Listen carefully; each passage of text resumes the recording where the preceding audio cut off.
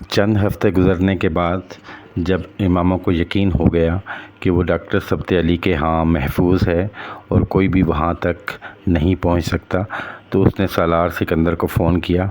وہ اس سے نکاح کے پیپرز لینا چاہتی تھی، اور تب پہلی بار یہ جان کر اس کے پیروں کے نیچے سے زمین نکل گئی کہ سالار نے نہ تو طلاق کا حق اسے تفویض کیا تھا اور نہ ہی وہ اسے طلاق دینے کا ارادہ رکھتا تھا۔ ڈاکٹر ثبت علی کے گھر پہنچنے کے بعد اس نے پہلی بار موبائل کا استعمال کیا تھا، اور وہ بھی کسی کو بتائے بغیر، اور سالار سے فون پر بات کرنے کے بعد اسے اپنی حماقت کا شدت سے احساس ہوا۔ اسے سالار جیسے شخص پر کبھی بھی اس حد تک اعتماد نہیں کرنا چاہیے تھا، اور اسے پیپرز کو دیکھنے میں کتنا وقت لگ سکتا تھا جو اس نے انہیں دیکھنے سے اجتناب کیا، اور پھر آخر اس نے پیپرز کی ایک کاپی فوری طور پر اس سے کیوں نہیں لی، کم از کم اس وقت جب وہ اپنے گھر سے نکل آئی تھی۔ اسے اب اندازہ ہو رہا تھا کہ وہ شخص اس کے لیے کتنی بڑی مصیبت بن گیا تھا، اور آئندہ آنے والے دنوں میں وہ اب ہر بات پر پچھتا رہی تھی۔ اسے اگر اندازہ ہوتا کہ وہ ڈاکٹر ثبت علی جیسے آدمی کے پاس پہنچ جائے گی تو وہ کبھی بھی نکاح کرنے کی حماقت نہ کرتی، اور سالار جیسے آدمی کے ساتھ تو کبھی بھی نہیں۔ اور اگر اسے یقین ہوتا کہ وہ ڈاکٹر ثبت علی ہر حالت میں اس کی مدد کریں گے تو وہ کم از کم سالار کے بارے میں ان سے جھوٹ نہ بولتی، پھر وہ کوئی نہ کوئی راستہ نکال لیتے۔ مگر اب جب وہ انہیں بڑے دعوے اور یقین کے ساتھ یہ یقین دلا چکی تھی کہ وہ کسی لڑکے کے ساتھ کسی بھی طرح انوالو نہیں تھی، تو اس نکاح کا انکشاف، اور وہ بھی اس لڑکے کے ساتھ جس کی برائیوں کے بارے میں وہ ڈاکٹر ثبت علی سے بات کر چکی تھی، اور جس کے بارے میں وہ یہ بھی جانتے تھے کہ امامہ کے والدین نے اس کے خلاف اغوا کا کیس فائل کیا تھا۔ وہ نہیں جانتی تھی کہ وہ اگر اب ڈاکٹر ثبت علی کو یہ حقائق بتانے کی کوشش کرے گی تو ان کا رد عمل کیا ہوگا، اور وہ کم از کم اس وقت وہ واحد ٹھکانہ کھونے کے لیے تیار نہیں تھی۔ اگلے کئی دن اس کی بھوک پیاس بالکل ختم ہو گئی، مستقبل یکدم بھوت بن گیا تھا، اور سالار سکندر، اسے اس شخص سے اتنی نفرت محسوس ہو رہی تھی کہ اگر وہ اس کے سامنے آ جاتا تو وہ اسے شوٹ کر دیتی۔ اسے عجیب عجیب خدشے اور اندیشے تنگ کرتے۔ پہلے اگر اسے صرف اپنے گھر والوں کا خوف تھا، تو اب اس خوف کے ساتھ سالار کا خوف بھی شامل ہو گیا تھا۔ اگر اس نے میری تلاش شروع کر دی، اور اس کے ساتھ ہی اس کی حالت غیر ہونے لگی۔ اس کا وزن یکدم کم ہونے لگا۔ وہ پہلے بھی خاموش رہتی تھی، مگر اب اس کی خاموشی میں اور اضافہ ہو گیا تھا۔ وہ شدید ذہنی دباؤ میں تھی، اور یہ سب کچھ ڈاکٹر ثبت علی اور ان کے گھر والوں سے پوشیدہ نہیں تھا۔ ان سب نے اس سے باری باری ان اچانک آنے والی تبدیلیوں کی وجہ جاننے کی کوشش کی، لیکن وہ انہیں ٹالتی رہی۔ ان سب نے اس سے باری باری ان اچانک آنے والی تبدیلیوں کی وجہ جاننے کی کوشش کی، لیکن وہ انہیں ٹالتی رہی۔ تم پہلے بھی اداس اور پریشان لگی تھی، مگر اب ایک دو ہفتے سے بہت زیادہ پریشان لگتی ہو۔ کیا پریشانی ہے امامہ؟ سب سے پہلے مریم نے اس سے اس بارے میں پوچھا۔ نہیں، کوئی پریشانی نہیں، بس میں گھر کو مس کرتی ہوں۔ امامہ نے اسے مطمئن کرنے کی کوشش کی۔ نہیں، یہ میں نہیں مان سکتی، آخر آپ اچانک اتنا کیوں مس کرنے لگیں کہ کھانا پینا بھی بھول گئی ہو؟ چہرہ زرد ہو گیا ہے، آنکھوں کے گرد حلقے پڑنے لگے ہیں، اور وزن کم ہوتا جا رہا ہے۔ کیا تم بیمار ہونا چاہتی ہو؟ کیا تم بیمار ہونا چاہتی ہو؟ وہ مریم کی کہی ہوئی کسی بات کو رد نہیں کر سکتی تھی۔ وہ جانتی تھی کہ اس کی ظاہری حالت دیکھ کر کوئی بھی اس کی پریشانی کا اندازہ لگا سکتا ہے، اور شاید یہ اندازہ بھی کہ یہ پریشانی کسی نئے مسئلے کا نتیجہ تھی، مگر وہ اس معاملے میں بے بس تھی۔ وہ سالار کے ساتھ ہونے والے نکاح اور اس سے متعلقہ خدشات کو اپنے ذہن سے نکال نہیں پا رہی تھی۔ مجھے اب اپنے گھر والے زیادہ یاد آنے لگے ہیں، جو دن گزر رہے ہیں وہ مجھے زیادہ یاد آ رہے ہیں، امامہ نے مدھم آواز میں اس سے کہا۔ اور یہ جھوٹ نہیں تھا، اسے واقعی اب اپنے گھر والے پہلے سے زیادہ یاد آنے لگے تھے۔ وہ کبھی بھی اتنا لمبا عرصہ ان سے الگ نہیں رہی تھی، اور وہ بھی مکمل طور پر اس طرح کٹ کر۔ لاہور ہاسٹل میں رہتے ہوئے بھی وہ مہینے میں ایک بار ضرور اسلام آباد جاتی، اور ایک دو بار وسیم یا ہاشم مبین لاہور اس سے ملنے آ جاتے، اور فون تو اکثر وہ کرتی رہتی تھی، مگر اب یکدم اسے یوں لگنے لگا تھا جیسے وہ سمندر میں موجود کسی ویران جزیرے پر آن بیٹھی ہو، جہاں دور دور تک کوئی تھا ہی نہیں، اور وہ چہرے جن سے اسے سب سے زیادہ محبت تھی وہ خوابوں اور خیالوں کے علاوہ نظر آ ہی نہیں سکتے تھے۔ پتہ نہیں مریم اس کے جواب سے مطمئن ہوئی تھی یا نہیں، مگر اس نے موضوع بدل دیا۔ شاید اس نے سوچا ہوگا کہ اس طرح اس کا ذہن بٹ جائے گا۔ ڈاکٹر سبت علی کی 3 بیٹیاں تھیں، مریم ان کی تیسری بیٹی تھی۔ ان کی بڑی 2 بیٹیوں کی شادی ہو چکی تھی، جبکہ مریم ابھی میڈیکل کی تعلیم حاصل کر رہی تھی۔ ڈاکٹر سبت نے امامہ کو اپنی بڑی دونوں بیٹیوں سے بھی متعارف کروایا تھا۔ وہ دونوں بیرون شہر مقیم تھیں، اور ان کا رابطہ زیادہ تر فون کے ذریعے ہی ہوتا تھا، مگر یہ اتفاق ہی تھا کہ امامہ کے وہاں آنے کے چند ہفتوں کے دوران وہ دونوں باری باری کچھ دنوں کے لیے وہاں آئیں۔ امامہ سے ان کا رویہ مریم سے مختلف نہیں تھا۔ ان کے رویے میں اس کے لیے محبت اور مانوسیت کے علاوہ کچھ نہیں تھا، لیکن امامہ کو انہیں دیکھ کر ہمیشہ اپنی بڑی بہنیں یاد آ جاتیں، اور پھر جیسے سب کچھ یاد آ جاتا، اپنا گھر، بابا، بڑے بھائی وسیم اور سعد سے اس کا کوئی خونی رشتہ نہیں تھا۔ ان کی جماعت کے بااثر خاندان اپنے گھروں میں اولاد ہونے کے باوجود بے سہارا یتیم بچوں میں سے کسی ایک لڑکے کو گود میں لینے لگے تھے۔ یہ اپنی جماعت کے افراد کے مستقبل میں تعداد بڑھانے کی کوششوں کا ایک ضروری حصہ تھی۔ ایسا بچہ ہمیشہ عام مسلمانوں کے بچوں میں سے ہی ہوتا تھا، اور ہمیشہ لڑکا ہوتا۔ سعد بھی اس سلسلے میں بہت چھوٹی عمر میں ان کے گھر آیا تھا۔ وہ اس وقت اسکول کے آخری سالوں میں تھی، اور اسے گھر میں ہونے والے اس عجیب اضافے نے کچھ حیران کیا تھا۔ ہم لوگوں نے اللہ تعالیٰ کے احسانات کا شکر ادا کرنے کے لیے سعد کو گود لیا ہے، تاکہ ہم بھی دوسرے لوگوں پر احسانات کر سکیں اور نیکی کا یہ سلسلہ جاری رہے۔ اس کی امی نے اس کے استفسار پر اسے بتایا، تم سمجھو وہ تمہارا چھوٹا بھائی ہے۔ تب اسے اپنے بابا اور امی پر بہت فخر ہوا تھا۔ وہ کتنے عظیم لوگ تھے کہ ایک بے سہارا بچے کو اچھی زندگی دینے کے لیے گھر لے آئے تھے، اسے اپنا نام دے رہے تھے، اللہ کی عطا کردہ نعمتوں کو اس کے ساتھ بانٹ رہے تھے۔ اس نے تب غور نہیں کیا تھا کہ ایسا ہی ایک بچہ اس کے تایا اعظم کے گھر پر بھی کیوں تھا، ایسا ہی ایک بچہ اس کے چھوٹے چچا کے گھر پر کیوں تھا، ایسے بہت سے دوسرے بچے ان کے جاننے والے کچھ اور بااثر خاندانوں کے گھروں میں کیوں تھے۔ اس کے لیے بس یہی کافی تھا کہ وہ ایک اچھا کام کر رہے تھے۔ ان کی جماعت ایک اچھے کام کی ترویج کر رہی تھی، اور یہ اس نے بہت بعد میں جانا تھا کہ اس اچھے کام کی حقیقت کیا تھی۔ سعد اس سے بہت مانوس تھا۔ اس کا زیادہ وقت امامہ کے ساتھ ہی گزرتا تھا۔ وہ شروع کے کئی سال امامہ کے کمرے میں اس کے بیڈ پر ہی سوتا رہا۔ اسلام قبول کرنے کے بعد وہ میڈیکل کالج سے جب بھی اسلام آباد آتی، وہ سعد کو حضرت محمد صلی اللہ علیہ وآلہ وسلم کے بارے میں بتاتی رہتی۔ وہ اتنا چھوٹا تھا کہ کسی چیز کو منطقی طریقے سے نہیں سمجھایا جا سکتا تھا، مگر وہ اس سے صرف ایک بات کہتی رہی، جیسے ایک اللہ ہوتا ہے، اسی طرح ہمارے پیغمبر محمد صلی اللہ علیہ وآلہ وسلم بھی ایک ہی ہیں، ان سا کوئی اور ہو نہیں سکتا۔ وہ اسے ساتھ یہ تاکید بھی کرتی رہتی تھی کہ وہ ان دونوں کی آپس کی باتوں کے بارے میں کسی اور کو نہ بتائے، اور امامہ یہ بھی جانتی تھی کہ اس کی یہ کوشش بیکار تھی۔ سعد کو بھی بچپن سے ہی مذہبی اجتماعات میں لے جایا جانے لگا، اور وہ اس اثر کو قبول کر رہا تھا۔ وہ ہمیشہ یہ سوچتی کہ وہ میڈیکل کی تعلیم کے بعد سعد کو لے کر اپنے گھر والوں سے الگ ہو جائے گی۔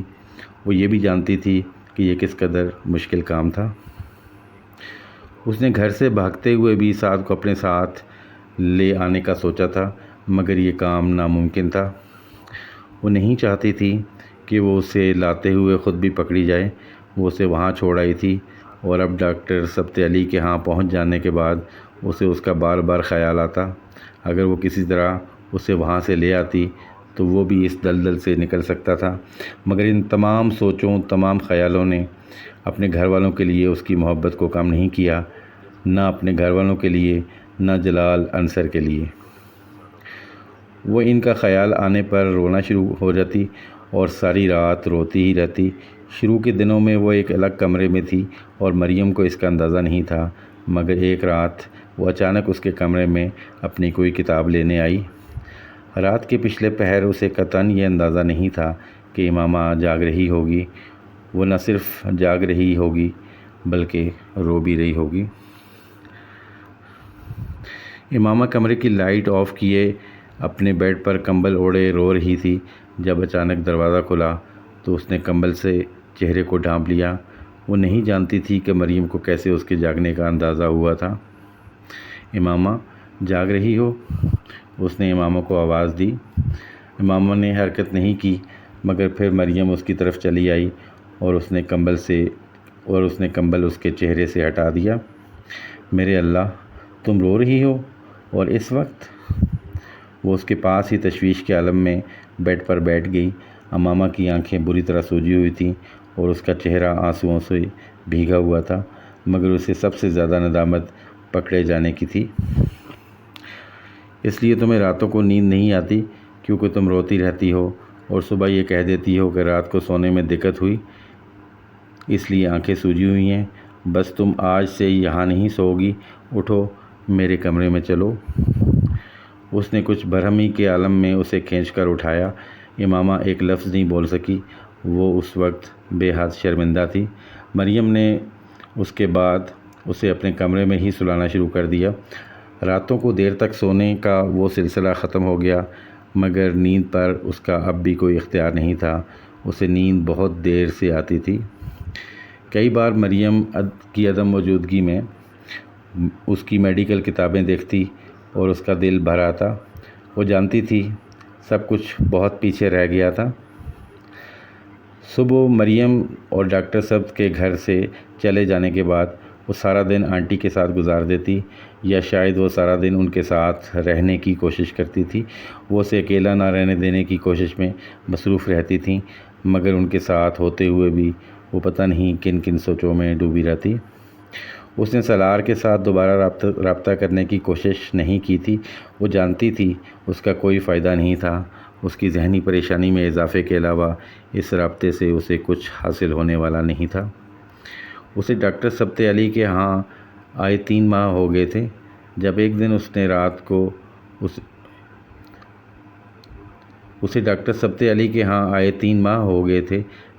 انہوں نے رات کو اسے بلایا۔ آپ کو اپنا گھر چھوڑے کچھ وقت بیت گیا ہے۔ آپ کے گھر والوں نے آپ کی تلاش ابھی ختم نہیں کی ہوگی، مگر چند ماہ پہلے والی تندی اور تیزی نہیں رہی ہوگی۔ میں جاننا چاہتا ہوں کہ اب آپ آگے کیا کرنا چاہتی ہیں؟ انہوں نے مختصر تمہید کے بعد کہا۔ میں نے آپ کو بتایا تھا میں اسٹڈیز جاری رکھنا چاہتی ہوں۔ وہ اس کی بات پر کچھ دیر خاموش رہے، پھر انہوں نے کہا، امامہ آپ نے اپنی شادی کے بارے میں کیا سوچا ہے؟ وہ ان سے اس سوال کی توقع نہیں کر رہی تھی۔ شادی؟ کیا مطلب؟ وہ بے اختیار ہکلائی۔ آپ جن حالات سے گزر رہی ہیں ان میں آپ کے لیے سب سے بہترین راستہ شادی ہی ہے۔ کسی اچھی فیملی میں شادی ہو جانے سے آپ اس عدم تحفظ کا شکار نہیں رہیں گی جس کا شکار آپ ابھی ہیں۔ میں چند اچھے لڑکوں اور فیملیز کو جانتا ہوں، میں چاہتا ہوں ان میں سے کسی کے ساتھ آپ کی شادی کر دی جائے۔ وہ بالکل سفید چہرے کے ساتھ انہیں چپ چاپ دیکھتی رہی۔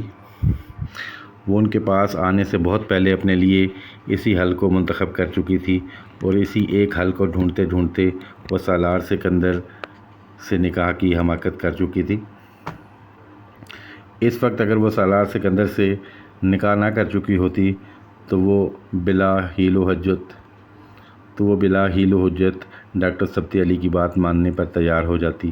وہ جانتی تھی ان حالات میں کسی اچھی فیملی میں شادی اسے کتنے اور کن مصیبتوں سے نجات دلا سکتی تھی۔ اس نے آج تک کبھی خود مختار زندگی نہیں گزاری تھی۔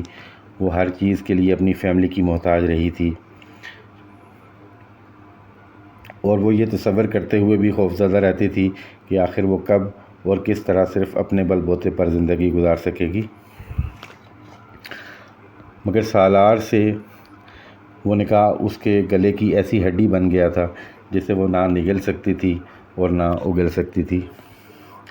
نہیں، میں شادی نہیں کرنا چاہتی۔ کیوں؟ اس کے پاس اس کا جواب نہیں تھا، مگر حقیقت بتانے کے لیے حوصلہ نہیں تھا۔ ڈاکٹر سبتی علی اس کے بارے میں کیا سوچتے؟